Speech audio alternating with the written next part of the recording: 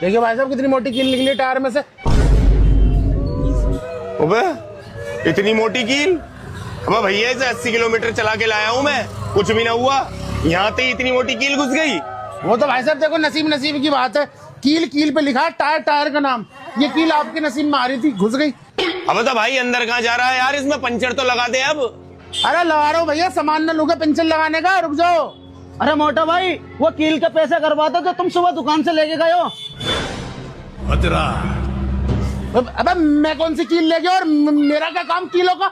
अरे यार बड़ी जल्दी भूल गए, सुबह लेके, हाँ ये वाली कील ये लेके गए थे आप आधे kilo. In nomine Patris et Filii et Spiritus Sancti। लो लगा दिया, पंचर ले जाओ। चला के मत ले जाओ, कंधे पे उठा के ले जाओ उसे। यहाँ से वहां तक कील बिछा रखी मैंने, आपके पैसे ले लूंगा नहीं। रखवा कंधे पे।